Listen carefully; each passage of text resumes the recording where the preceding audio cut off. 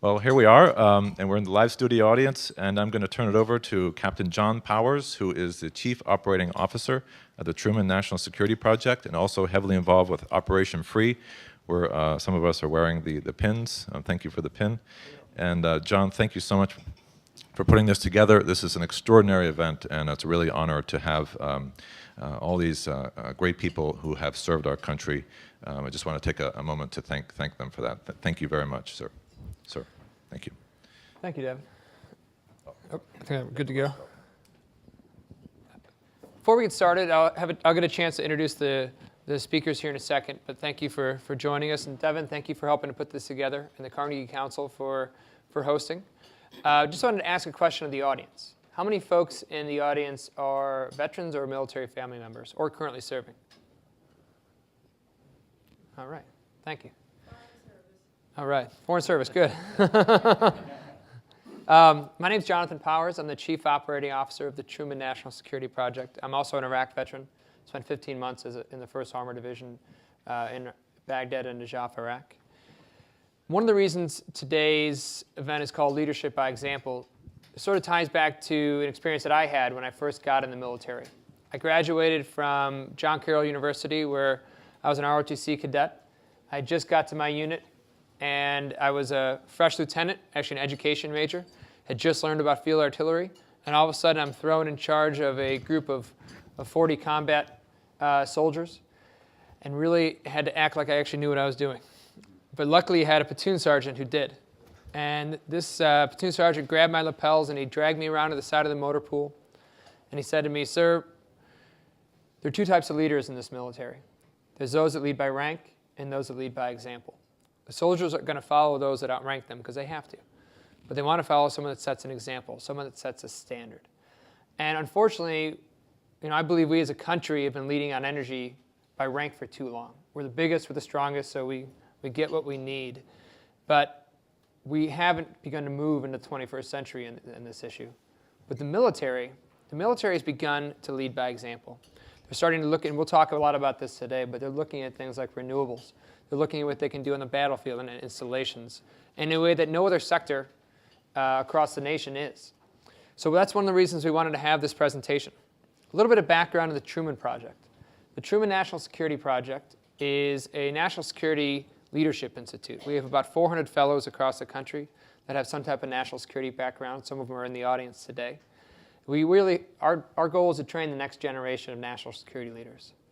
And last summer, there's a few of us who've been working on energy security issues and realized that we really should begin to reach out to some more younger Iraq, Afghanistan vets who are also passionate about this. And we launched something called Operation Free. Devin mentioned it. There's some Operation Free pins around. You'll see folks in the audience. We launched Operation Free with the goal of having 100 veterans on board. This is last August by the end of the year. We had 100 in 2 weeks, 150 at the White House 2 weeks later. And now we have over 700 across the country talking about this issue. I'm going to show you a quick video that highlights some of the messaging and the work that these veterans have been doing. Traveling across the country with Operation Free to spread the message that climate change and our dependence on oil are national security threats to the United States. We've been going from Missoula, Montana, all the way to Brunswick, Maine, going to press conferences and town hall meetings and doing interviews with the press and media to try to spread awareness amongst the public about the issues of climate change and our dependency on oil.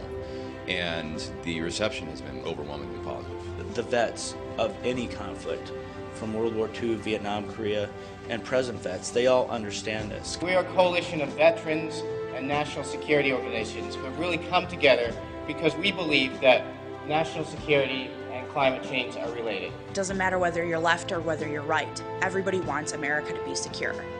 And we need to have Americans take back our energy future. Wind, solar, other technologies that allow us to use our natural resources cleanly. American ingenuity has not failed us to this day. Technological innovation and skilled labor and self-sufficiency are core American values. In July 2009, according to the Energy Information Administration, we bought every single day over 1 million barrels of oil every single day from Saudi Arabia. A fraction of every dollar we spend at the pump goes to purchase bullets that go into the magazines of terrorists in Iraq and Afghanistan that are fired straight back at our very own soldiers and Marines. Climate change is a threat multiplier, as we'd use in the military terms. And what it means, it makes the world a more dangerous place. And we don't want to put our young men and women in harm's way to fight over oil, and it's these veterans that are leading the charge.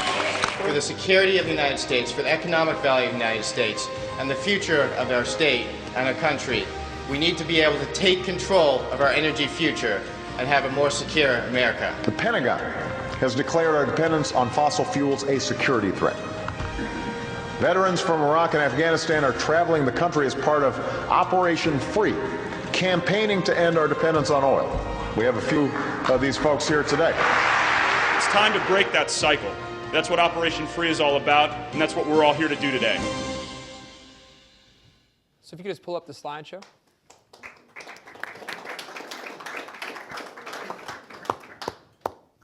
So one of the major talking points we've had as we've gone across the country and talked to people in Sandusky, Ohio, and Portland, Maine, is to talk about what the Defense Department is doing on clean energy, because it's groundbreaking, and they are leading by example.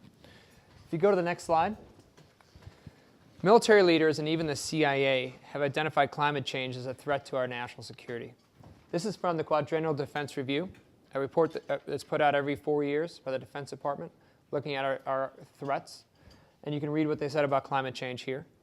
But how is climate change a threat to our national security? Well, it's a threat to global stability, and it's both serious and urgent.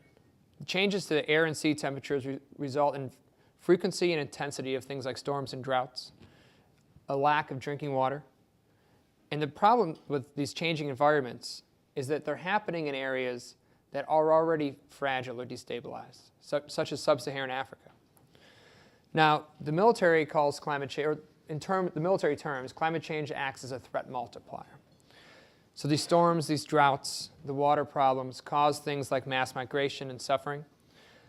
When it takes place in a country that has a fragile or unstable government, they can't address these challenges. And it provides opportunities for extremist groups to come in, take advantage, even recruit the next generation of terrorists. So this instability breeds insecurity.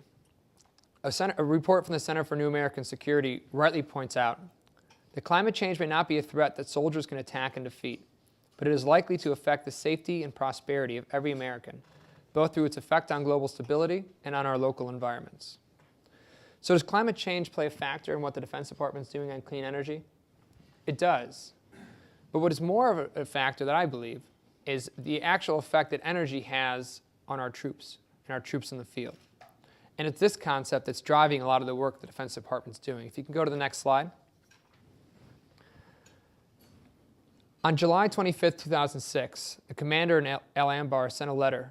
It was Major General, a Marine Corps Major General, Richard Zillmer, he submitted the letter to the Defense Department, and he pointed out the hazards inherent in our American supply line, pointing out correctly that nearly 70% of our convoys are for fuel and water, and it is a threat to his Marines. More importantly, it's a threat to all the troops on the ground.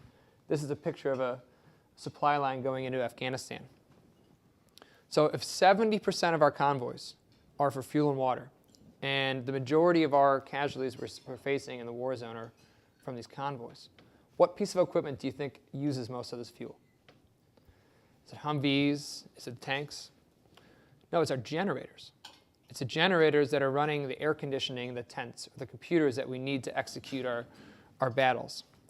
So DoD began to dig even further in and said for every $10 increase to a barrel of oil, it's costing the Defense Department an extra $1.3 billion on their budget. That's the entire procurement budget for the Marines.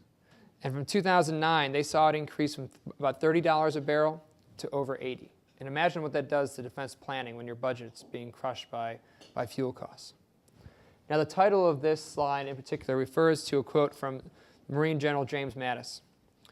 And he said to unleash us from the tether of fuel. And that's what DoD is beginning to do. If you can go to the next slide, please. DoD recognizes the threat and is beginning to take action. And each of these leaders is going to talk a little bit about what their branches are doing. But DoD as a whole has launched an operational energy office very recently and has taken great steps to start to look at the challenges.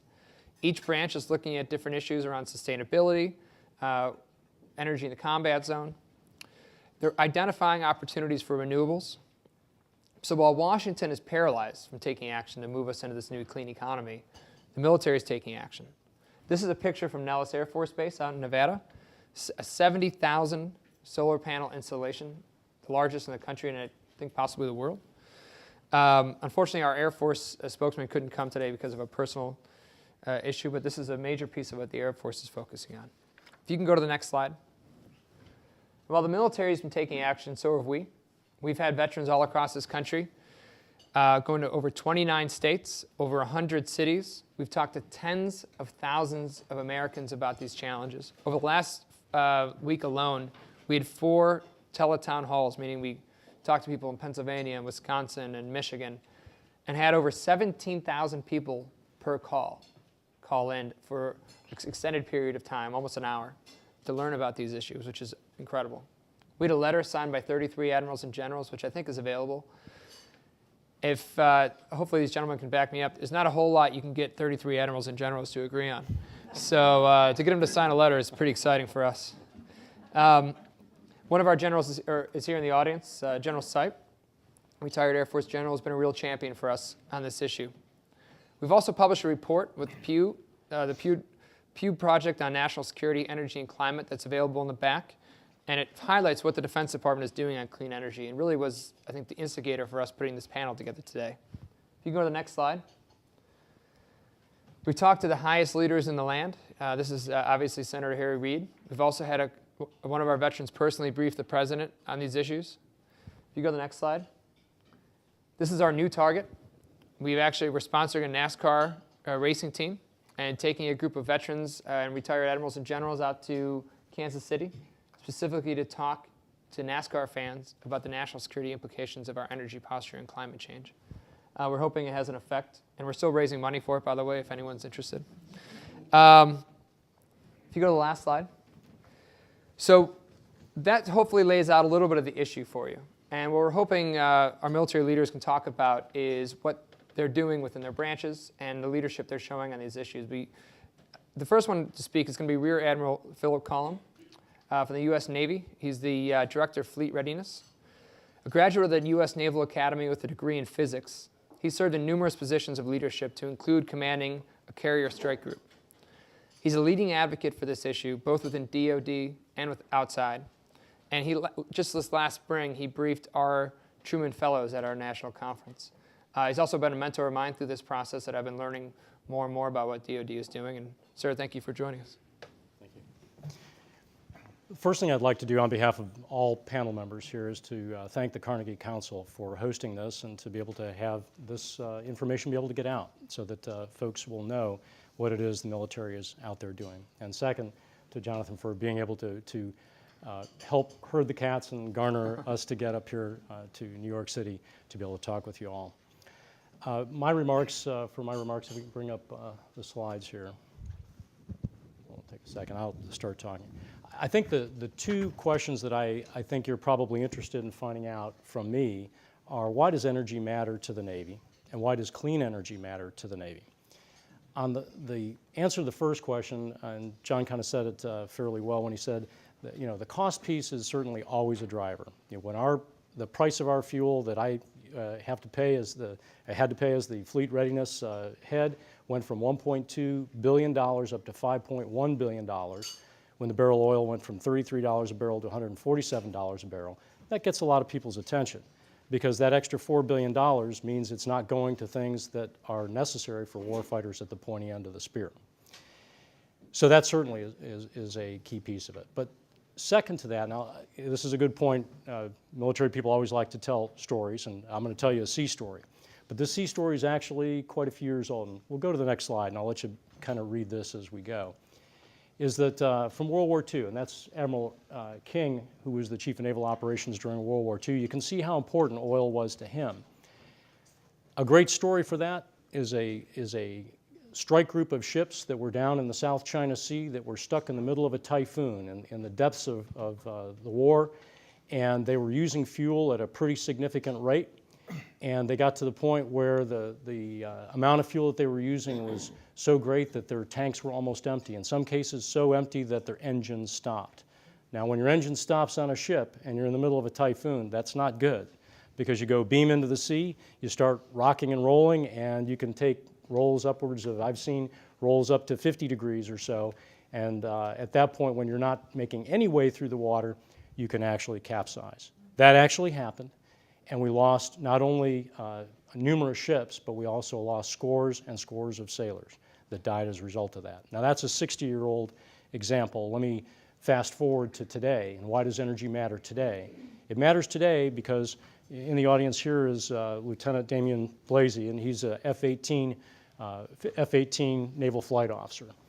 For him, it's one more time around the boat to be able to land his F-18 on a dark, stormy night when there's a Dutch roll and the ship is moving around and he's already boltered twice and he's got one more chance to come around. An extra 4% of fuel means he'll be able to safely land and not punch out of his aircraft.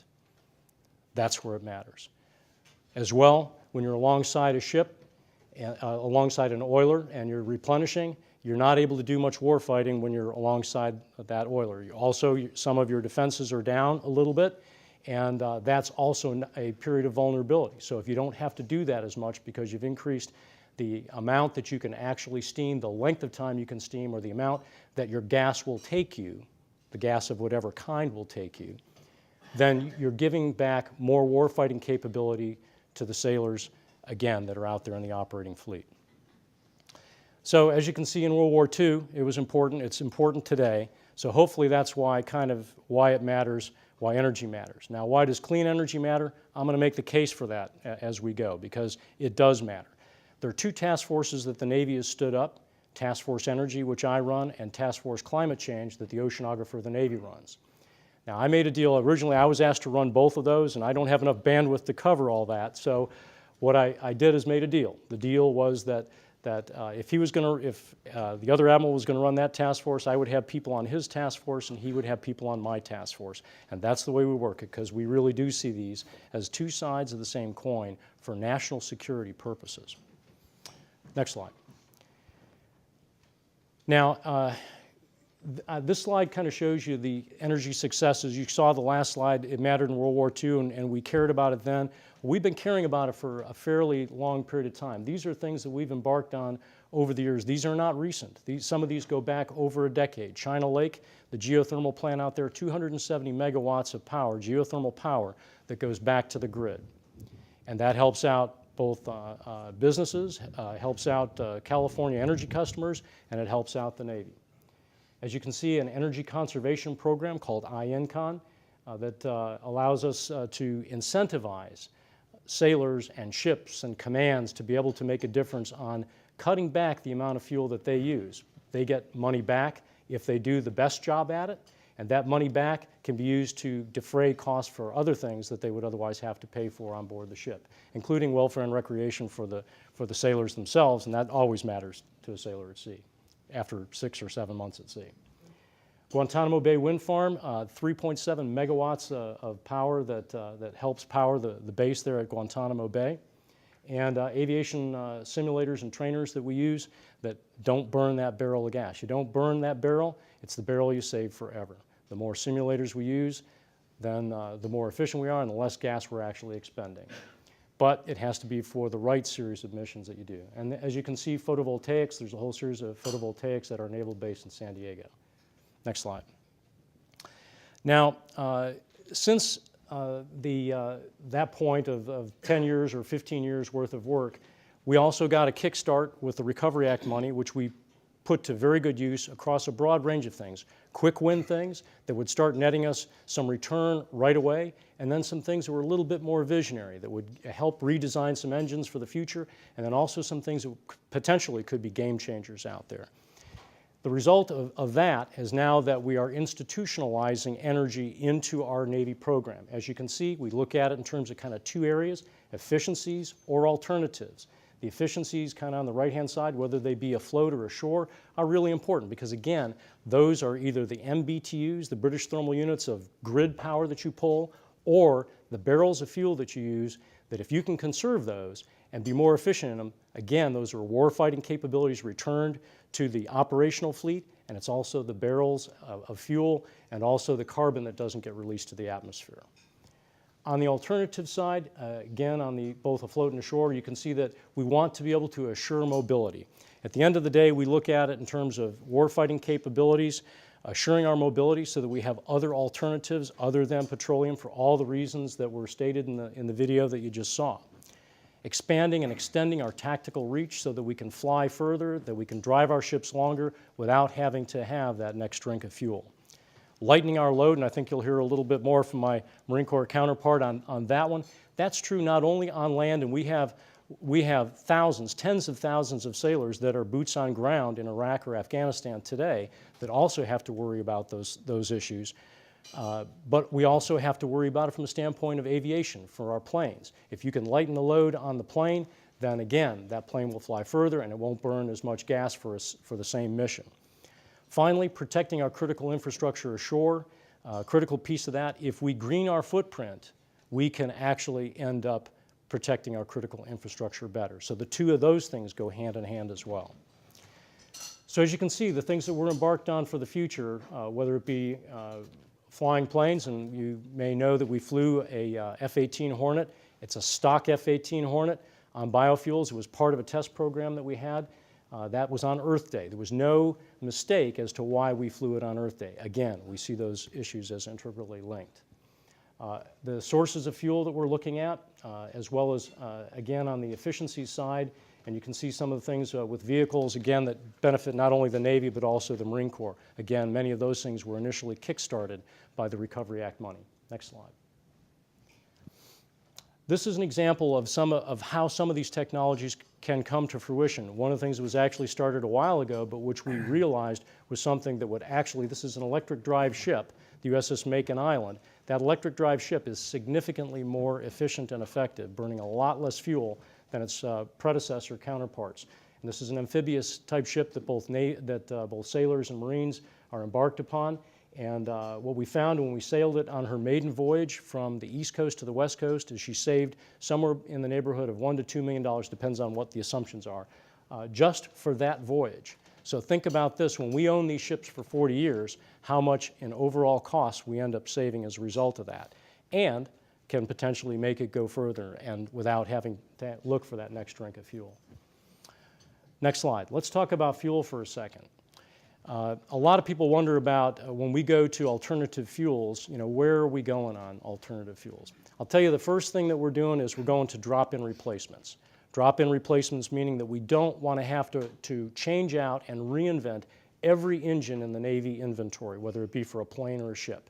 If you can use the engines you have, and instead of redesigning the engines, you can design the fuel, then you've now got something that's a very effective and efficient way to take the Navy we have today and to be able to operate it in very quick order and very quick time frame, transition to these new types of fuels.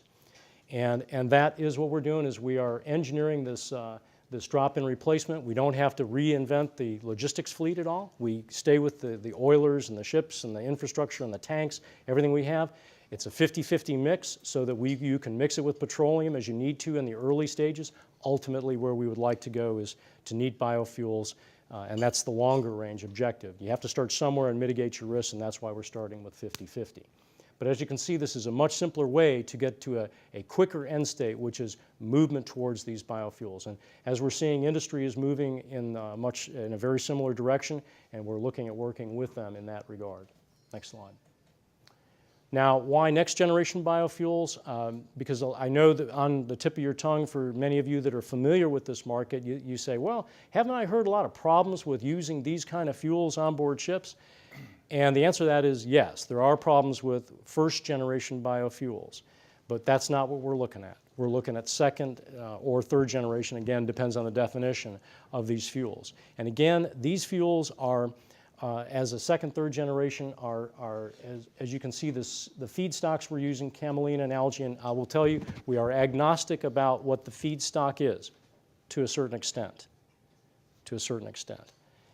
What we do care about is to make sure that it doesn't use up massive amounts of land, doesn't use significant amounts of water, that it could potentially be grown on marginal lands so that you're not competing against the land that is used for other forms of agriculture. that, as we call it, the energy return on investment, that you don't have to put significant amounts of energy into that process just to get petroleum equivalent out. Second, third generation biofuels have a particular advantage over first generation because the energy density is the energy density that we need for our prime movers, for the heavy things, whether they be planes or ships, that we have to move. We need essentially the energy density of petroleum. And with second, third generation, it comes mighty close to that, 90-something, 96, 97, 93, in that ballpark of percentage of the energy density, exactly where we need to be so that we can continue to get that same effective range out of the fuels that we will use as a replacement. Next slide.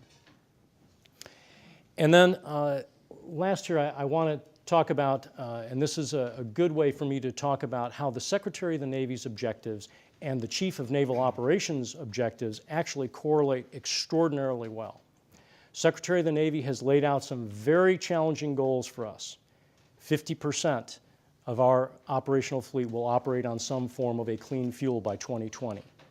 Now keep in mind, nuclear power is 28%, and that is a clean form of fuel, but that still gives us a great challenge that we have to meet by 2020. That turns out to be 8 million barrels of biofuel, a replacement fuel to petroleum by 2020. A very challenging goal indeed.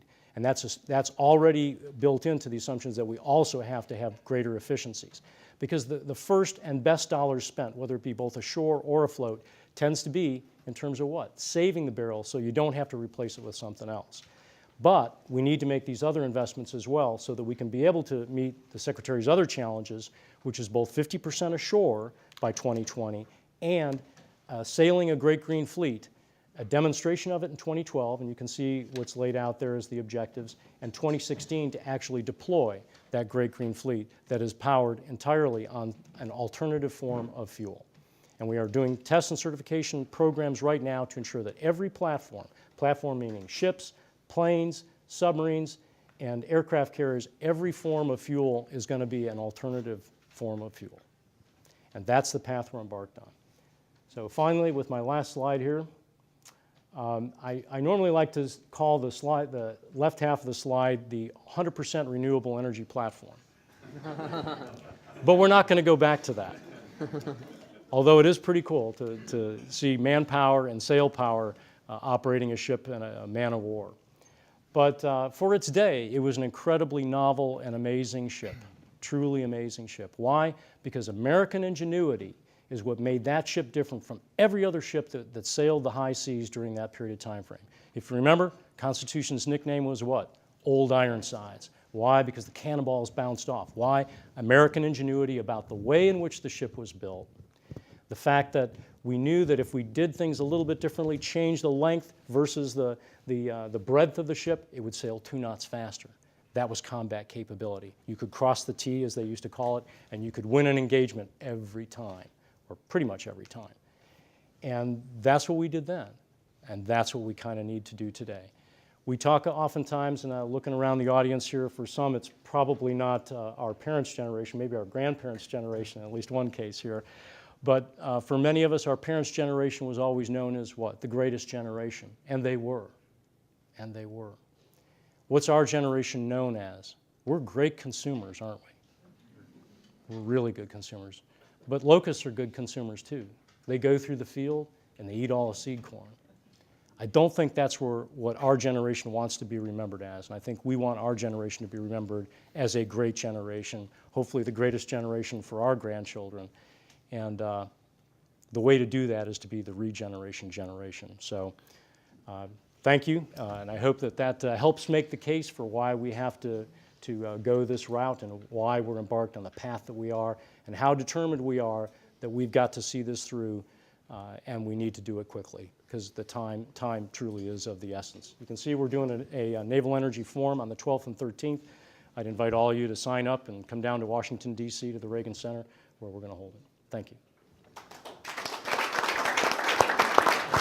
Thank you, sir. One of the reasons we wanted to obviously hold this in New York City is because the Defense Department is doing an incredible amount, both at the big picture side, the Admiral just talked about. I think the next speaker is going to talk a lot about what they're also doing on the ground. but they're breaking new ground, and it's technologies that may be already out there in the private sector that may be able to help what DoD is doing. But it's also opportunity from a market perspective for folks in New York City. You know, obviously New York City is where a lot of our funds flow through, to realize that there is an opportunity in the clean economy, and here's a sector of it. Our next speaker is Colonel Bob Charette. Colonel Charette is from the Marine Corps, the Director of Expeditionary Energy. Born in Scranton, Pennsylvania, he enlisted in the Marine Corps Reserves in 1985 and then attended Paris Island, where I just learned upstairs he finally knew that the people in the Marines could fly, so he became an officer to fly. He's held several positions of leadership throughout his career. But as Director of the Expeditionary Energy Office, he's launching the first of its kind programs, such as the Expeditionary Forward Operating Base, which I hope he's going to talk a little bit about today. But also being a pilot, as we were talking about our logistics to coming up here, I'd mentioned taking a train. And he wasn't sure if that was going to be the best option, but I'm glad to see he took a train up here this morning. It worked out well, and he enjoyed the walk up here from Penn Station. So, sir, thank you so much, and look forward to hearing your comments. Thanks, John. Why don't we play the video?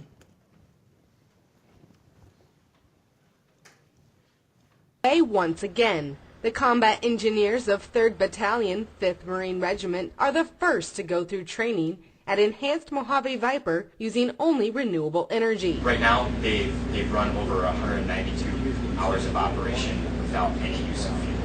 We're not using any fuel-based power. Everything we're using to power our internal company assets are from renewable energy.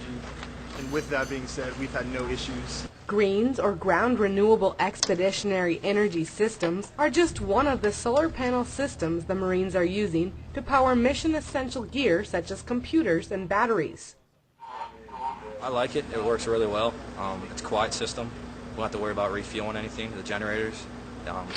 It's pretty much no maintenance at all. In a way, the solar panel systems will do something more important than just save energy on the battlefield. In a week, so far, through experimentation, we've realized we could reduce about 5 vehicles so far off the roads. Fewer vehicles means fewer Marines on the roads, and fewer Marines risking their lives. This will eventually make Marines a little more lethal, since there's no logistics burden that's traveling behind them as they move from position to position. 3-5 will deploy with several types of portable solar energy sources. If they prove to be a positive asset, they'll be distributed throughout the Marine Corps. Reporting for the Combat Center, I'm Corporal Emery Traffy. Okay, that's it. We're not involved in this for anything else but to make the Marine Corps more combat effective. We do that by getting Marines off the road. Those Marines are on their way right now to Afghanistan with these solutions. We believe they will save lives, and they will make us more combat effective. The second and third order effect will save money, will save the climate and all that, but to us, you pay the Marine Corps to go out there and defend and fight your nation's battles, and we want to make it more effective. And that's where we see the advantage in using these materials and these solutions, and that's what we're doing. It was interesting watching those Marines go through training with those things. We approached them after doing some study at the Experimental Forward Operating Base. We approached them in June, and you don't approach a Marine 19-year-old and say, hey, listen, what do you think about this solar system? And they're like, nah, not on our watch. Go save polar bears somewhere else. And we quickly said, okay, but wait a second. You have the advantage of being able to get your friends off the road hauling that fuel out there. And in some locations, we actually have Marines walking fuel in Afghanistan because if they can't get air support, they need that fuel for the systems. So they're actually walking it. And then once they got out to the desert, they wanted nothing to do with this. We said, trust us. And oh, by the way, my career depends on it. That Commandant Marine Corps is going to fire me. So give me a chance. You know, I have a wife and kids, and I'm not ready to leave yet. And so they took on, and they took the standard, critical of change approach. And it was a great lesson in behavior change for us. As the Marines got more used to it, they found out that it was operating, it worked well. And the interesting thing was we had 2 other Marine companies. I only showed you the video of the company we gave renewables to. But the other 2 Marine companies were just fully fossil-fueled companies. And because it was in the middle of July in 29 Palms, California, and it's rather cool out there, it was about 130 degrees on the deck, the other companies' generators all broke, which we see quite a bit. In combat even. And so they had they improvise, they overcome, they adapt, the standard Marine thing. and they use their vehicles and they plug in things and make things work because our systems today on the battlefield require a lot of power. And the other Marines were miserable out there in the desert, and the Marines we gave renewables to were some of the happiest Marines that have been out in the desert at 29 Palms in many years. So that's kind of what we're doing in the Marine Corps. And with that, if we could bring up the slides. Hopefully we'll get to our slide set. Maybe we won't. There we go. I'm Colonel Bob Brutus Charette. I am a serial abuser of energy. I'm an F-18 pilot, spent many years on ship, and as Admiral Cullen said, I always wished I had a little more gas in my tanks. And I was on my way back to flying about a year ago, and then the Commandant of the Marine Corps, a big guy with 4 stars, said, "Not so fast, and you're going to go stand up this energy office." And I looked at him and I said, "Well, you must have a sense of humor. Because all I've done for the last 25 years is waste fuel, and now it's my turn to save fuel. So it takes a crook to catch a crook, I guess." So that's what I'm doing right now. So it has been fascinating. We stood up this office last year. I've gotten to learn so much from industry because we've been out in the field with industry a couple of times this year. And then watching the behavior change of the Marines as they understand that this stuff can actually not only save climate and national security, but oh, by the way, it can save their knickers in a fight when they don't have to be on the roads looking for fuel. So that really is a big selling point. So if you look at the next slide for us, please. This is what the problem is in the Marine Corps. Over the last 10 years, your Marine Corps has become extremely lethal. But to get there, if you look at that white line on the chart, we started off back in September 11, 2001 with about 64 megawatts of capacity in our garage. That's generators. When we go to the field, we have to take generators with us. We just don't plug into anybody's power grid, so we got to produce all that in place. Back in that time frame, we only had about 2,000 generators in the Marine Corps. Anything from 2 kilowatts up to about a 100 kilowatt generator. The Army takes care of the big power force. When the Army comes in, they have prime power, and we plug in with the Army, and we work together as a joint team. So we only focus in that area about 2 kilowatts to 100 kilowatts. We had about 2,000 of them in 2001.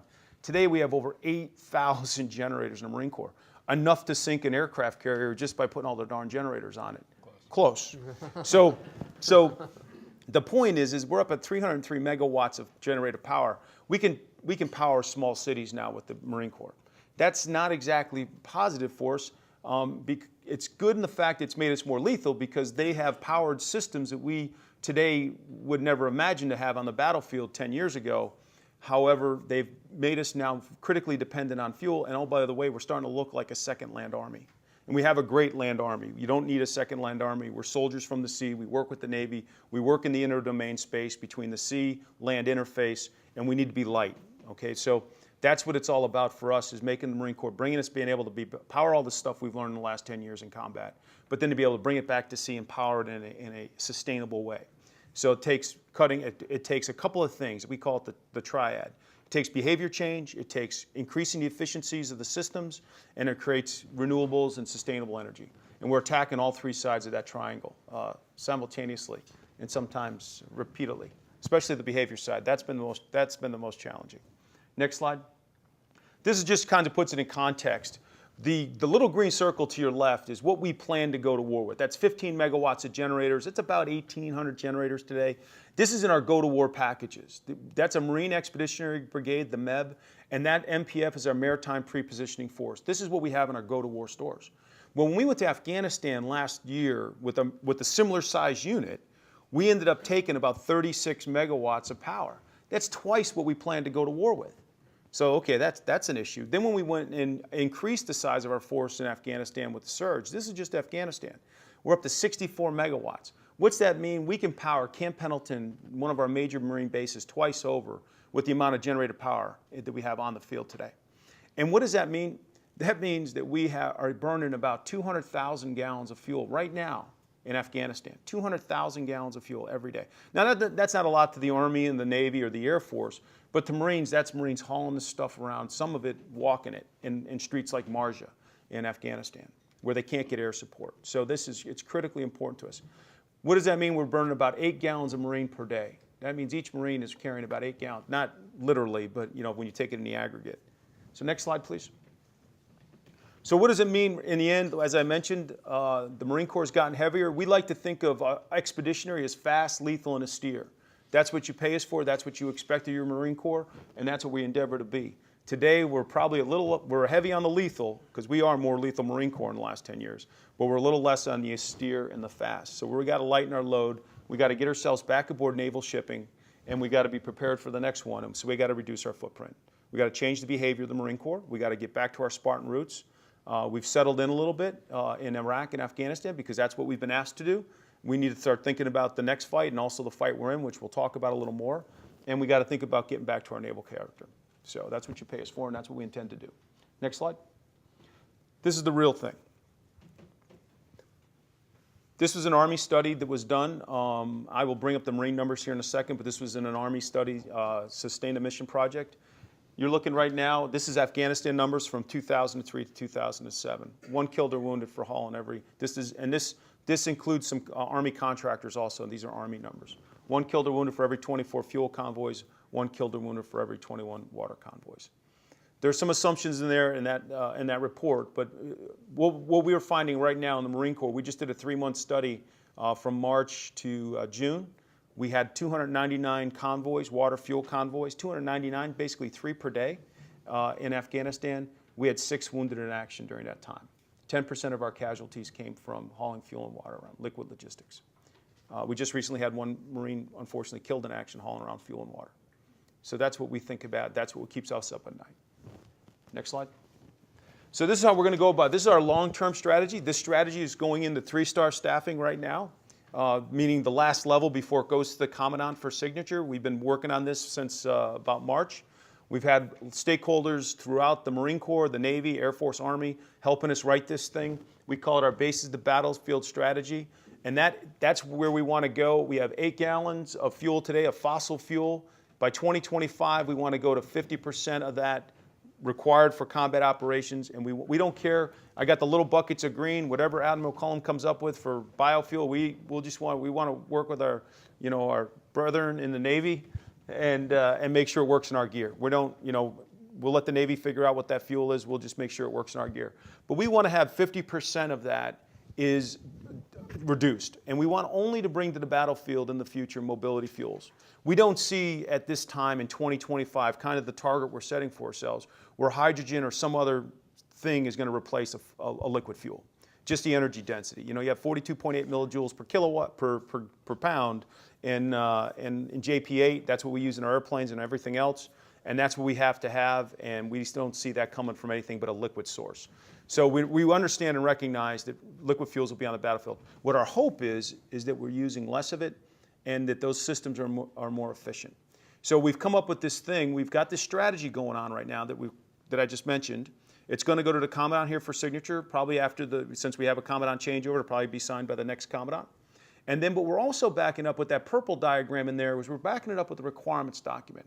Because we in the military can't buy anything. We can't just go, hey, we want to go to Walmart and buy, whatever. Now we could, at certain levels we've done that because we've done that. We've gone to Home Depot to do some experimentation. But it's a very small dollar amount. We could talk about that later. But it's a very small dollar amount. When we're talking about making major programs in the military, we got to have a requirements document. So the middle diagram, and I'm going to have another picture up here in a second, but the middle diagram is the requirements document we're working on. That's due out in December. So we're going to have a strategy, a requirements document, so we can actually put our money where our mouth is. And then we want to drive S&T. We want to drive the .mil-PF is the way we look at things in the military to change material and non-material solutions. Non-material solutions are behavior, education, training, doctrine, that kind of thing. And the material is going out and to buy new things. Next slide, please. This is what it looks like. This is the why. The Commandant of the Marine Corps a couple years ago came out with this Vision and Strategy 2025. This is nested with the Naval Operations plans. This is nested with the Secretary of the Navy's plans and the President's plans. So we have building the energy strategy, which is draft in the middle there. So we've got a couple key goals that we need to do in the bases and stations to achieve the Commandant's plans. And then finally, we've got the how to do it. And that's the requirements document. That's the important thing, because this is how we communicate to the world, to industry, and to others about how to help us solve our own problem. And so this is where we go through the process. Right now, that capabilities document is going to go into staffing, or in the final staffing here. And right now, we've got 29 gaps, meaning that there's 29 things right now we know about that we cannot currently do on our own to get to where we want to go. So we're going to have a bunch of experts come together in October and try to figure out a way ahead. Next slide. So that's the long-term plan. This experimental forward operating base was something that the Commandant of the Marine Corps said, hey, not only going to stand up an office, but this is really a joint effort, and it's really Marine Corps Warfighting Lab is leading this thing. Our office is kind of the operations office for the experimental forward operating base. Operational Naval Research, ONR, has done some tremendous work on it. We work with the Navy Expeditionary Team. They're in on this. The Power Security Task Force of the OSD is in on this. So this is really a complete holistic approach. It's really something when you could take a bunch of military warfighters, put them at the table with contracting officers, with people with money, our finance people, and then, oh, by the way, you throw lawyers in the room, and you can move out really quick, especially if they're all focused. We basically went from nothing in November last year to we're deploying trained Marines to combat with renewable systems in less than a year.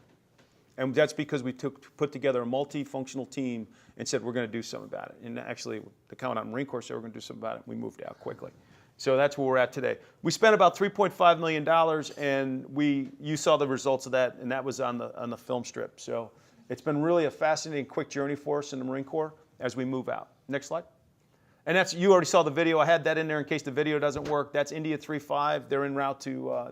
They're right now just saying goodbye, their last goodbyes to their loved ones as they head over for the next 7 months. We hope that these solutions will save lives and make them more effective. Next slide. I got kicked in the head over this picture. I was in Afghanistan in the winter with the Assistant Commandant of the Marine Corps that is now, is going through the confirmation process. And he kicked me in the head because this is now right outside of Marja. This is right before the assault of Marja. We went over there to peek over the walls to get a look at Marja. The Assistant Commandant wanted to go out and he's touring the battlefield and he wanted to get down to Marja. And this is a little town right outside of Marja. So we're looking over the wall and pretty nasty area. And he kicks me in the head and he goes, hey, Brutus, that guy's got more solar. That Afghan farm's got more solar than the entire United States Marine Corps. What are you doing about it? So on 2 October, when the gear shows up, we'll have now beaten the Afghanis. In this. So, that's all I have. Thank you.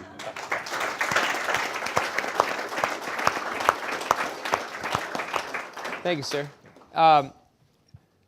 Leading by example, the Marines are really moving out on this. One of the things that got us talking about this forum right here was my colleague Jim Moore and I went to visit the Expeditionary FOB down at Quantico, FOB's forward operating base, down at Quantico, Virginia, when it was first set up. And there were some great technologies in there, but there were also looked like a lot of technologies that someone hooked to the back of their pickup truck and drove in to show the Marines. And we said, geez, what if they set this up in Silicon Valley and got them engaged in this? What if they set this up in Central Park and get people in New York City engaged in these new technologies? And they've been leading the way going out and talking about this around the country, but we want to help spread that message. For the next... We moved it to 29 Palms. Right. He never told me about the Central Park idea. We're going to have to go back and talk about that. The next speaker, I'm an Army guy, and when I was stationed in Baghdad as platoon leader, we had every night, we were right in the heart of the city, living in one of Uday Hussein's old palaces. And we got mortared pretty much on a nightly basis, if not a couple times a night. And as more Iraqis began to come around our base and get to know us and work with us, we noticed the mortars got closer and closer to our fuel tanks. Every night our fuel trucks had to get moved because they became the #1 target of what we were facing, what the mortars were coming in to hit, which for me was a pretty eye-opening experience. But the next speaker has spent a lot of time over in Iraq. Brigadier General Peter DeLuca. He's a fellow ROTC graduate, and before this previous position he's in today, he led the 20th Engineer Brigade in combat in Iraq. And I just asked him at lunch upstairs what year he was in Iraq, and he said 2003, 2004, 2006, 2009. Is that right? Something like that? 3, 4, 5, 7, and 8. Right. So quite a bit of time he spent over there. But currently he oversees planning, design, and construction of projects to support the military, protect America's water resources, and restore and enhance the environment along the Atlantic coast. He's stationed right here around New York City. And while the Navy and the Marines are focused on operational energy, and we've talked a lot about that, the Army has a large domestic energy footprint and is beginning to look at that at their bases. I'm going to let Brigadier General Peter DeLuca take it away from there, but thank you so much for joining us. Thank you. and on behalf of Dr. Catherine Hammock, the Assistant Secretary of the Army for Installations and Environment, we're pleased to be invited. I'm proud to represent her, but as a bonus, because you've called on someone from the Corps of Engineers, I get to represent Assistant Secretary of the Army for Civil Works, Jo Ellen Darcy, as well, because the issues of energy and environmental issues, including climate change, are clearly driving our processes and responses on the civil works side as well, which include flood risk management, coastal storm damage protection, hydropower. 28% of the hydropower in America comes from a Corps of Engineers facility, which a lot of people don't realize. Water supply, and of course environmental restoration and remediation, which in this region is a significant activity. USACE is an operating agency of the Army. It's not independent. And we provide, obviously, the military construction that supports the base ops of the Army in CONUS abroad. This division is one of 9. We do all the work from Virginia through Maine in Europe and Africa. We also do a number of national functions for the Army, including the privatized housing and lodging, enhanced use leasing, which you'll hear about a little bit about later, and classified construction and real property management around the world for the Corps of Engineers from this division. We do a lot of work for the State Department in Africa, for PEPFAR and Millennium Challenge, and as well as humanitarian assistance programs for EUCOM and AFRICOM in the continent. In the case of the title slide at the bottom, I don't think we have a different picture than what I'm looking at, so we'll just move on to the next slide. Hopefully it's a quadrennial defense review. Yes, okay. So we've been given a number of tasks, both by policy and by law, and in this case we'll focus on the policy. The Army is a component of DOD. The DOD has set some pretty serious goals as a result of the EPACT 2005 and the EISA of 2007. And we want to speak in these terms. There's a great deal of activity inside the U.S. Army Corps of Engineers, if you look at the blue box on the 4 specific issues. In the Security Assistance Program, we're quite active. My Europe district is working in 20 different countries in Europe and Africa in support of operations for GSODF in North Africa, as well as in support of the humanitarian programs I mentioned earlier. We also are working for military assistance programs with a variety of countries, including Israel, which is considering a relocation of a significant portion of their military into the Negev Desert. And for that reason, we're going to host a delegation and visit some of the sites where we're doing work in America to show them what we might offer them. Through foreign military aid, they have called upon the services of the Corps in the past and liked the quality that they get and have continued to expand that relationship with us. In terms of defense acquisition, obviously, we play a great role there. And then energy security and climate change, you'll see that we play a great role. Next slide, please. So this is sort of an example of the sources of legislation, executive orders, OSD policies, and Army policies driving the goals that we've set for the Army Corps of Engineers as the agency that delivers construction to them. And it's not just the facilities construction in America or in theater, but it's also expeditionary power. My Philadelphia district controls the expeditionary power contracting around the world for OIF and OEF. So you're probably drawing power for some of your guys on the contracts put in place by my Philadelphia team. We've set a lot of goals. So the time frame for those goals to elapse, start somewhere around 2015. The one that causes the most anxiety for me personally implementing these things, and I'm a brigadier general, and I got there because when people tell me to do something, I've done it. And so I'm trying to do these energy goals that the DoD has been told to execute, 30% reduction from 2004 energy consumption levels by 2015. And I've become very worried about it as I came into this job because we have a lot of new construction. This region has over half the Army BRAC program, but we'll never get there by just new construction alone. We've got to address central utility plants and other things, and that is something that we are not seeing requirements for in adequate amounts from our client. And our main client, obviously, is the Assistant Chief of Staff for Installation Management and the Installation Management Commander, who controls what the Army's doing. We also have some expeditionary energy reduction activities that are going on, both Corps-sponsored and in the field Army.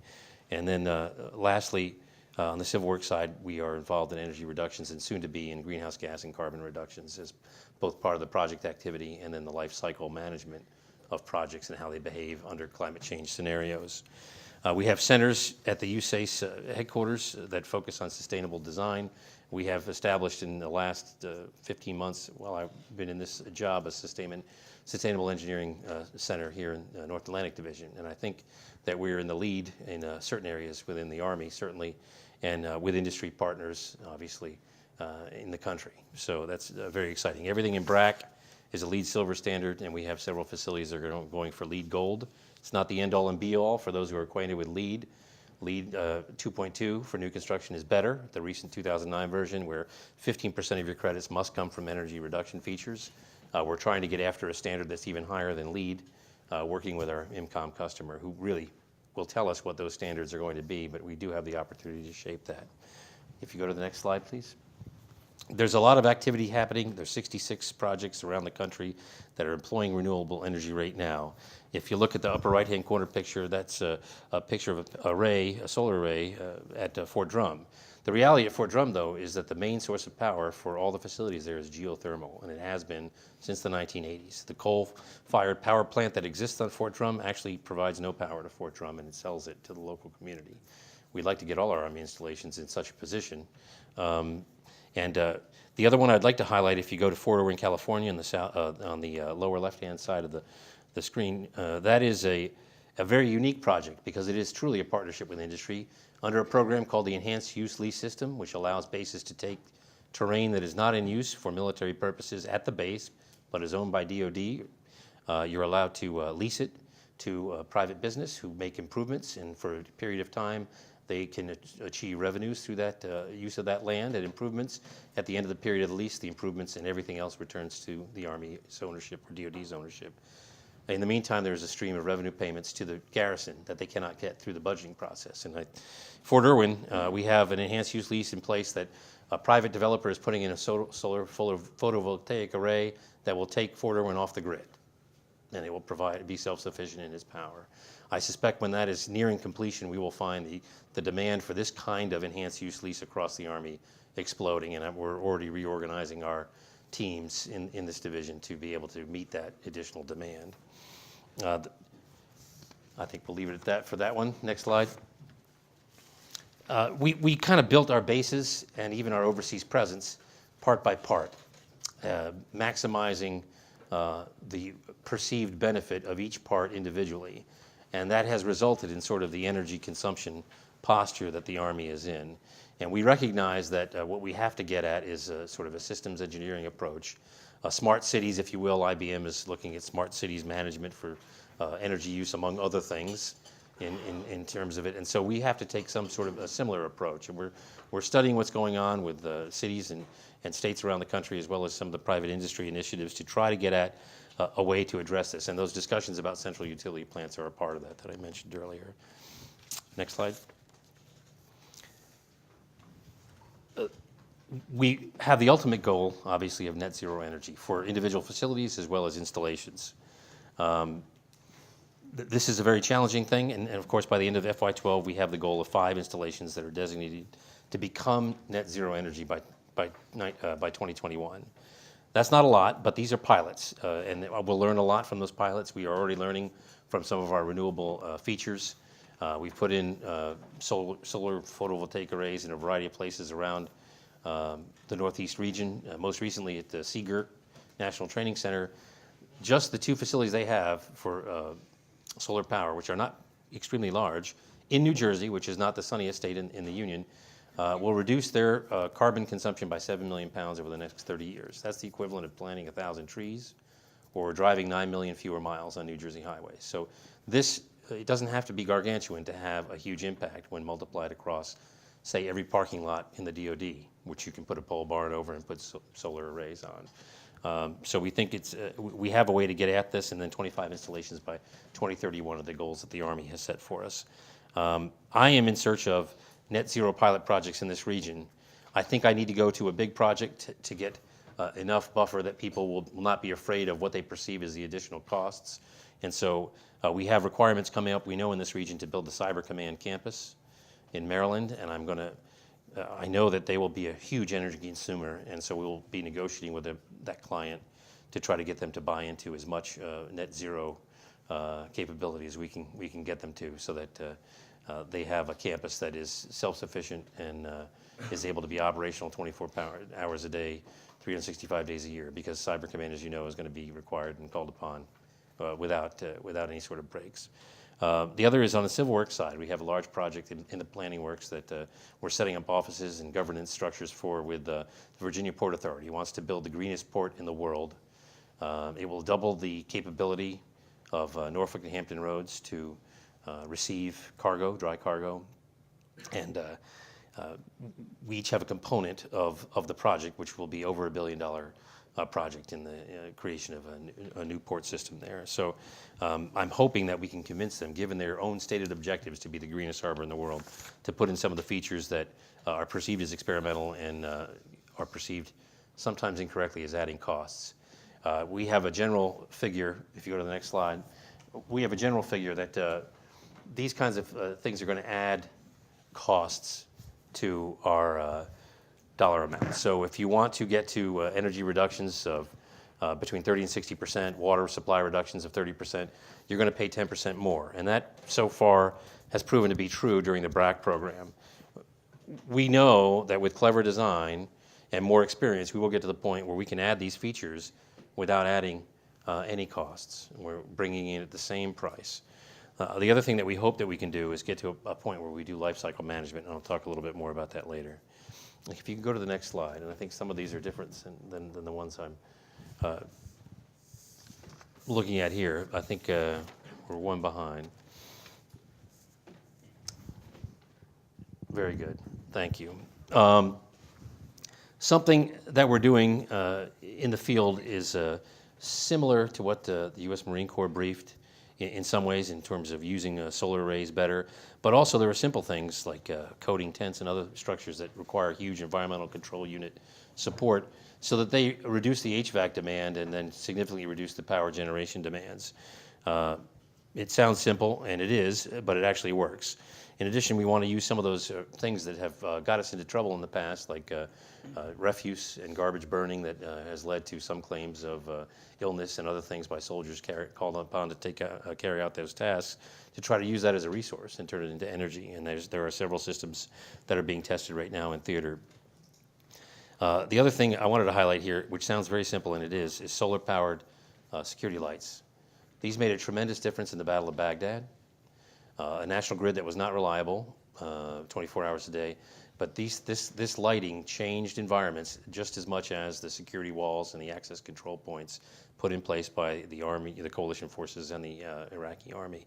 And every time I drive around the U.S. and New York City, frankly, I look around and say, just think how many fewer million barrels of oil per month would we need in this country if every street light in America was a solar light. It'd be phenomenal. Next slide, please.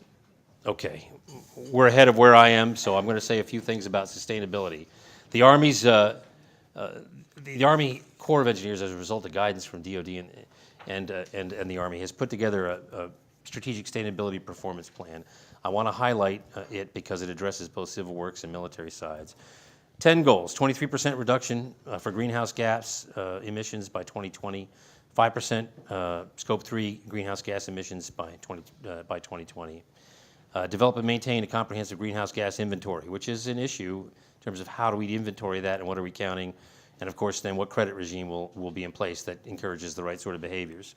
We're going to implement the guiding principles for federal leadership in high performance and sustainable buildings, engage in regionally and locally sustainable planning efforts, which is happening in every state of the 14 in this region. Improve water use efficiency management, prevent pollution and waste, improve sustainable acquisition practices, improve electronic stewardship practices, energy efficient data centers, and the Corps itself is changing its data centers, and we do host some of the DoD supercomputing centers as well, in which we're changing the energy supply for. So one of the pieces of this is, I believe, something that we're putting together in the region is asking Congress to change authorizations for some of our projects. Our projects, especially on the civil works side, we're authorized to do certain things, and that's all we're allowed to do.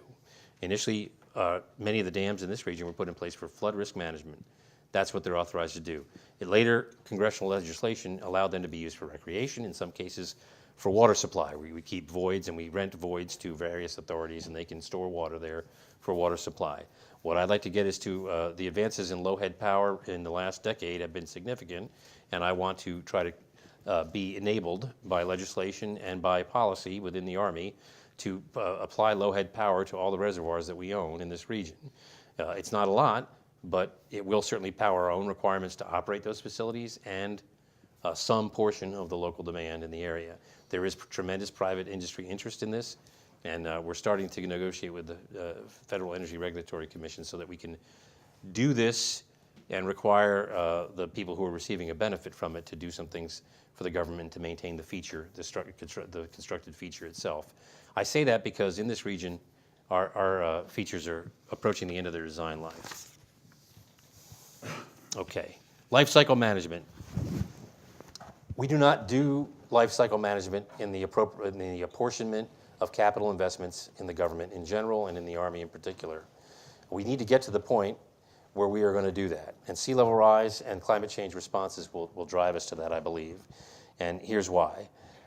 It would be nice to consider the life cycle costs of a facility as an upfront cost and compare those, and then suddenly some of that 10% increase in energy rejection requirements will appear to be quite good investments over the life cycle of the building.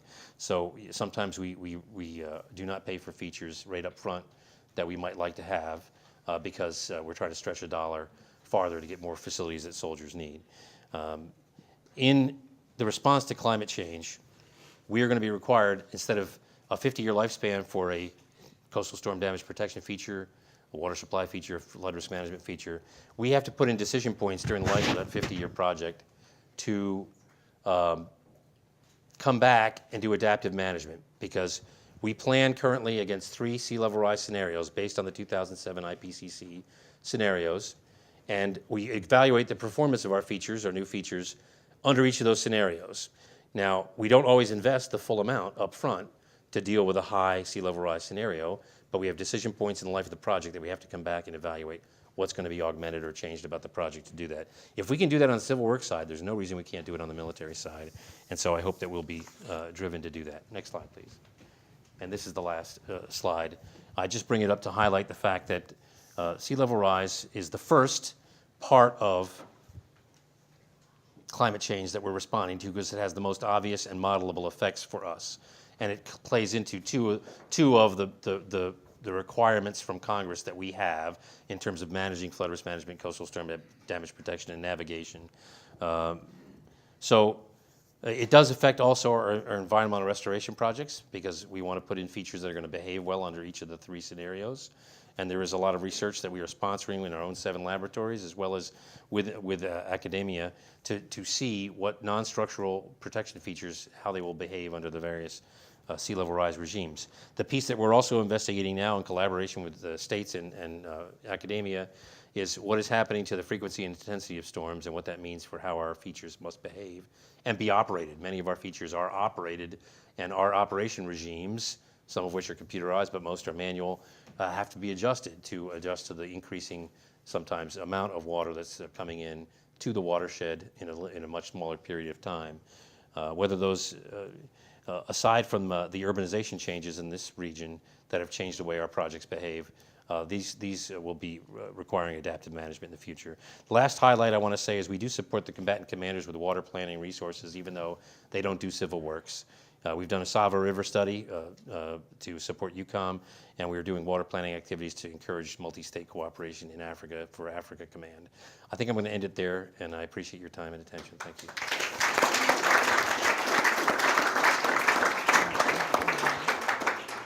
So quickly before we open up to questions, so why does this matter to you? Why does this matter to everyday Americans, American citizens across this country? Well, there's sort of three areas to look at.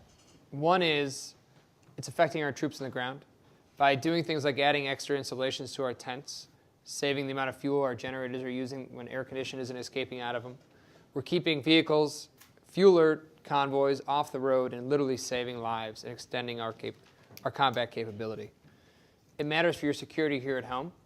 When our bases in places like Tampa, Florida, that is runs Central Command, is connected to a central grid like any other office building, and that central grid goes down, and our bases aren't able to sustain themselves, then who's going to be running those two wars that we're fighting right now in places like Iraq and Afghanistan, or one war now technically in Afghanistan?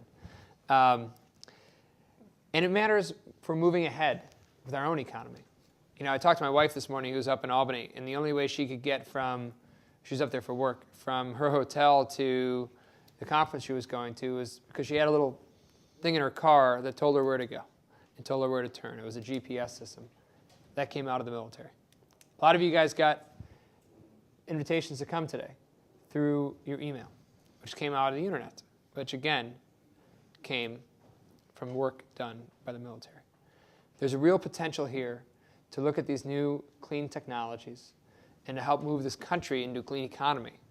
You know, we're talking about a major recession that we're either coming out of or still in the midst of. When other countries, we had one of our veterans was just in China at a conference, and he said no other country that was at this conference was debating what was going on with climate change. They were talking about how they were going to take advantage of the clean energy economy, create jobs, create wealth, and move ahead. And that's where we need to get to. And again, the military has been leading by example on this. So I'm going to open up to questions, and as a moderator, I'm going to take the first one myself, and then I'll open it up. Well, good news is this question. I'll hold my own question to the end. Go ahead. And please introduce yourself. Make sure let Stephanie hold this one. And please introduce yourself when you've got a question. Thank you. Thank you all for being here. I'm Ben Schwartz. I'm with Scuderi Group. We have developed a highly efficient, low-polluting engine, and we're already in conversations with the military. I'm sure will be helpful to you going forward. But that's not my question. Now, that's by way of introduction. But I was pleased to hear Colonel Charette describe the framing of this as an issue of national security, because as we understand, all of the sides of the political spectrum do not agree on this phenomenon, on from whence it derives, et cetera, et cetera. And so I'm wondering, to the extent that you need civilian permission to undertake some of the energy efficiency efforts that you're undertaking, how it's framed, how it's received from the different sides of the political spectrum. Is it directed at anyone in particular? Whoever wants to answer. Maybe I won't address it from the political side, but let me just say that I think you can see a common theme that ran through all three of our comments, and it's true whether it's on the infrastructure and installation side or it be to the operational side of all of our services. And even, you know, the Air Force, I think we can all kind of say that they have the same issues, very similar issues that our services do. Bottom line, it's about combat capability, and that's the reason that we are into this issue. I thought I made the case for it pretty well too, Colonel Charette did, and actually General DeLuca talked about it from a standpoint of combat support, because you can't launch anything that we do if it doesn't start from an installation at the very beginning. And that even includes, you know, how do we enable what we do? Well, we have to, many of our bases draw power from the grid, so you have to have a reliable grid that goes along with that too. And at the end of the day, that's the thing that makes this a necessary thing for us to do as military services, no matter what the political discussion about this is. It doesn't matter, because this is, again, about, as Colonel Charette posed it, and it's true whether it be for the Marine out there in the field at that forward operating base, or the soldier that's out there at theirs, or the Navy Seabee that's out there building the base for the Marines to come to, that at the end of the day, this is about those soldiers, sailors, airmen, and Marines' lives, and there is no cost for that, that it's priceless. The value of that is priceless, and the reason we do this is for them. I think, to add, I think you were talking about political leadership, if I was reading you right in your question.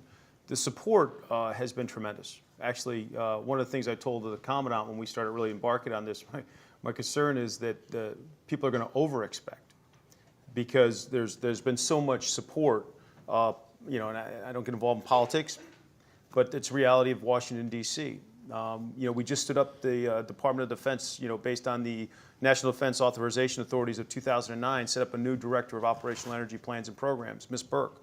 She's now in charge. I just met with her yesterday. Excellent human being, great. She knows what's going on. She's really dedicated to move forward. So it's the big thing is my concern is now, if I may, is folks expecting too much of us. Where this technology, we're trying to scale technology into combat that typically wasn't designed for combat originally. And so we're trying to make sure that we manage expectations. We're very cautiously optimistic about what I showed you today, but you never know when you put it into combat situations. So we get a lot of support politically and financially. We are fully funded, so we have no problems with any of that. I mean, the thing is can we do it on the timeline that is good for everybody's different expectations? And from a political perspective, real quick, one of the reasons our Operation Free program has been so successful is because we've been able to talk across the aisle on this. You talk about this, it's a national security issue. If you look at the report we did with Pew, that the Truman Project wrote with Pew, the opening of that report is from Republican Senator John Warner, retired Senator John Warner. This is something that covers the spectrum when you talk about this from a national security perspective. I think I'd just like to highlight that, the Energy Policy Act of 2005 and the goals in there and in the Energy Independence and Security Act of 2007 were passed in the previous administration from a different party. And nothing about those has been watered down, only enhanced by policies put in place by the new administration. So it does seem to be on the receiving end of directives to be something that is a bipartisan consensus on the importance to national security. I suspect that even the more controversial aspects of the EPACT 2005, which did exempt some of the domestic hydrocarbon producers from certain provisions of the Clean Air and Clean Water Act, was in part driven by a desire to find domestic substitutes for international hydrocarbon supplies in the short term. Hi, my name is Andrew Castellano. I'm the president and founder of the Earthshine Foundation, which is a private family foundation that does primarily has a focus in environment, including climate change. So my question for you, you mentioned that your primary focus is, protecting your soldiers right now, making them more effective. Another way to protect soldiers, obviously, is to prevent wars from breaking out in the first place in the future. And many of us believe that with catastrophic effects of climate change, as you mentioned before, are going to destabilize regions and cause more wars. Even if the military reduced its energy consumption to zero, if the civilian world does nothing, we're still going to have catastrophic climate change. So my question is, it seems like you're, in many cases, using existing technologies that have already been commercialized, such as solar panels. In what cases are you doing things that can spill over and help the civilian world? The example that was just provided was GPS and internet. So what things are you doing? How do you think you're going to help the civilian world in terms of either new technologies or even just leading by example in terms of behavioral change? Because you actually bring up a kind of, I would say, two different points embedded in your comment and question. The first piece is preventing war piece. That's actually part of the naval strategy that we have for the 21st century, cooperative strategy, which acknowledges and recognizes that we call it 70-80-90 rule. 70% of the Earth's surface is covered with water. 80% of people live within 100 miles of a coast, so littoral areas and regions. And 90% of all the goods in the world travel on the ocean, of which 80-something% of energy actually also moves on the ocean. So that's kind of why the Navy and the Marine Corps have been integrally looking at this issue. And one of the major pieces of that was the whole issue of preventing war. So one of the reasons why OSD, Secretary of Defense's office, as well as the Navy Marine Corps team have looked at energy futures and have looked at things about where are the areas that we need to worry about and why, and we're inextricably kind of drawn to the Arctic and to the South China Sea as areas that are particularly important, that we look at those areas and understand how do we ensure that resource competition does not become something that is an issue that creates conflict as a result. But you ask another much more direct, I think, operational question, which is, okay, what are we doing that really is kind of breaking the mold on this? And this is where the services actually have worked together quite well, trying to deconflict and avoid duplication of effort. Even though some of our presentations showed things like, well, gosh, isn't the Army doing something fairly similar to the Marine Corps? The reality is that we've tried to deconflict this. We do a lot of talking across all the services, so we're avoiding that duplication of effort. So we'll work on Navy, for instance, leads the cross-functional fuels team. One of the reasons why we're choosing and looking at biofuels is that the Air Force has pursued another path as well. So we're trying to champion one while they look at another at the same time to try to get what is the best mix at the end of the day. We are pretty certain we can't make a market, if you will, overall. Department of Defense only represents 2% of the energy usage in the country. Can we do something that is significant? Yes. Be early adopters of things that are very promising. That's where DARPA, ARPA-E, Office of Naval Research, and the other research laboratories from all the services come in to try to be able to kickstart some very intriguing and interesting technologies, of which we're tracking all of those things to look at which are the most important. When you look in the art of the long view, look at the 2030, 2040 timeframe to look at the things that will get us to the reduction in the barrels of fuel. We're looking at 5 billion barrels that we've got to be able to cut out of our energy usage. One of the reasons why we're going to be building in the Navy, turning destroyers, if you will, into hybrids. We're going to actually be putting motors on those things so that they will be able, and that will be a part of that great green fleet, and that's going to be in the next couple of years. Now that's at a much higher, and you may say, well, that's kind of conventional technology. It isn't in the maritime environment. We'll be championing and leading something that really has not been done up to this point. But what does it do for us? 8,500 barrels per ship per year as a pretty conservative estimate. That's meaningful. That's just one of many, and I can go down a whole path of others. The biofuels piece, we need industry to do a piece of it.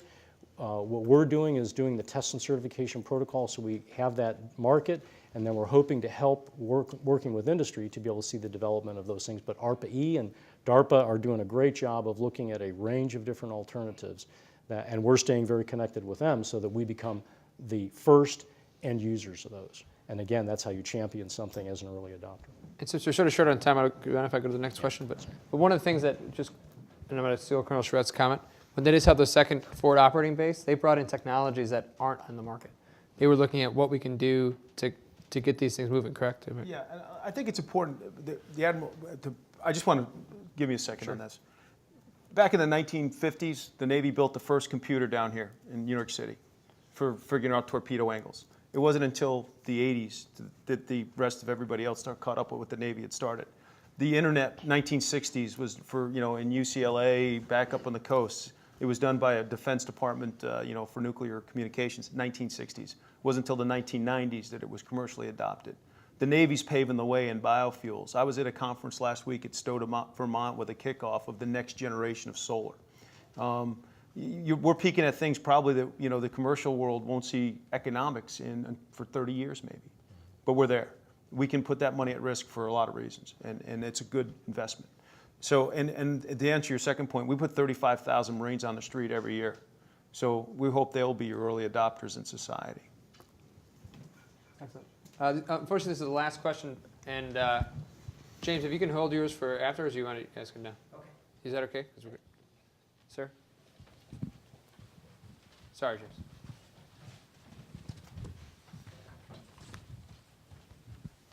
Sorry, Mr. James. Let me hold it. Thank you. Robert James, I'm a businessman in New York and ex-Navy. I have 3 comments on the points that you talked about and a question about each of them. Renewables is the first one.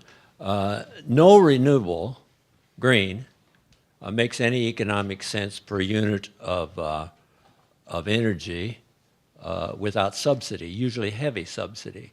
So the question is, have you looked at the subsidy and whether it makes sense? Second, oil prices. Over several years, oil did hit oil did go $130 a barrel. That was for a few days. For a couple of years after that, it went from $20 to $40 an oil a barrel. The real price of oil since World War I has averaged around $70. Hasn't changed. So the question is oil prices really a major problem? Third is security. 60% of the oil that the United States, oil and gas, 60% of the oil that the United States gets is from the United States, Canada, and Mexico. 100% of the gas that we get is from North America. Saudi Arabia is the third largest, and Saudi Arabia, Bahrain, Qatar, all the rest of them there. Yeah, but these people have been our absolute allies since World War II. They better be our allies. We're sending them $130 billion worth of equipment over the next 3 years. And one other thing on security, since World War I, no country except Japan and Germany has failed to get oil as long as they could pay for it. So the question is, do we really have an oil problem or a security problem? If I could start out. Yeah, absolutely. I'll turn it over to the Admiral. Yeah. There's a lot of meat there. We won't have time to address it all. First, I would just say that not all of the alternative energy features have subsidies to them. And if you look at that simple Seagirt photovoltaic array that I may have mentioned, maybe I didn't, for the New Jersey National Guard Training Center at Dixon and Seagirt, it has a payback period of 10 years. We understand solar is attractive to us because it generates power during the day. And we can use it efficiently. We do have issues with alternative sources like wind because it's generated a lot of it at night, and then the efficiency losses during the storage have caused problems for us that do create issues of payback periods that are quite long. So I would say that we can do this and have payback periods that are 10 years or less with no subsidy for features and facilities from the combat support side. In your other comments, I'm just going to respond by saying something that we were talking about at lunch, and that is I've got 27 years in the Army, and 22 of those years were spent directly or indirectly working on securing international hydrocarbon supplies for this country. And our country's paid a gigantic price in unspecified tax in blood and treasure over certainly my generation. I don't think my career is unique in that era. I suspect these two will tell you something similar. And perhaps we should count those costs up front in the price of oil and gas, and then the comparisons might look a little more favorable. And I'll just leave it at that. I don't want to be argumentative, but going into the future, looking in the rearview mirror is probably not a successful business proposition. And get that, I couldn't spell Kuwait in 1990. When we first got called to load up in our airplanes in the summer of 1990, I couldn't spell Kuwait. Who's Iraq? Where? I couldn't find it on a map. And then I spent the next 25 years of my life living in the Middle East. So obviously, yes, we have allies, but we're not the only ones that use oil. Our allies do. Japan is a huge user. They also own a lot of our debt. The Chinese are throughout the world looking for sources of energy, resources. That could be a disruptor. When you go down, I was in Liberia at the beginning of the year, and there's more Chinese restaurants in Liberia than there is any other kind of restaurant. You go into the Amazon, there's Chinese, and that's not a bad thing. They're trying to find resources. We could potentially not have anything to do with the conflict, but because we are the nation's 911 force, we are the world's 911 force. And these disruptions may not be due to us, it may be due to somebody else having a resource issue. As the Admiral said, where folks are living in distressed areas, 80% of the world's population projected to be in the coastal areas. That's not because the jobs are out on the farms, it's because where the jobs are. These are disruptors. They need energy in states all throughout the world, India, China, others. It had nothing to do with America, but guess who's going to end up cleaning up the mess that they may create? We may be there with young men and women. So, it's important, the price of oil, but it's what that oil does for folks. It brings the folks, if you look at the cost of oil rise, a lot of it's due to China-India demand over the last couple of years as they rise as rising powers. And these are some things that could challenge American around the world. So it's a lot more to just, it's a status quo. You got to start looking in the future, what the world's going to look like in 2025, and what are we going to do about it? And that's why we have to do something today. And I'll add in, you asked, I think, 10 questions that were somehow embedded in 3, and I'll just try to hit high points of a couple of those. The first is that you said no renewables without a subsidy. I would actually say there may be some very important key exceptions to that, and that is island nations. If you look at Hawaii, you look at Guam, you look at Diego Garcia, and I can go on to name a number of other ones, Guantanamo Bay, et cetera, where actually the price of a renewable is actually much cheaper than the delivered price of being able to get that tanker or that barge that's towed in there to deliver that fuel. That's one of the issues that Hawaii is wrestling with right now, and that makes it a terribly attractive place to be able to try out and look at some of these things. You are absolutely correct with regard to some other parts of the country, and that is a point that makes us right now, certainly on the infrastructure side, pursue the best dollar spent. First dollar spent is stop wasting so much energy or electricity. I oftentimes showed, and for the purpose of brevity did not today, show you 2 slides, one which is the world at night today and then the world at night in 2030. Which we got from industry sources, didn't come from anything the Department of Defense did. But it's terribly poignant because what it shows you, first off, the world at night today is all the wasted energy because it's energy that's going up and not down to just barely eliminate what you really need. The second thing is where is the growth out to 2030? And that kind of gets to Colonel Charette's point about making sure we're not driving in the rearview mirror because you run off the road that way. But you look at what is going to change the most, and it is those countries like China and India, Eastern Europe, Africa, the southern portions of Africa, much of South America. Japan changes color dramatically, becomes very, very bright, as do a number of other places that you might not really expect. We, the United States, I would say in particular, don't change near as much. So that is going to force a whole another series of dynamics that I think are part of the argument. And people say, well, there's always more. We're going to find more. And you're right. We probably will find a lot more. We've just recently found some. The Brazilians found quite a large resource not too terribly long ago.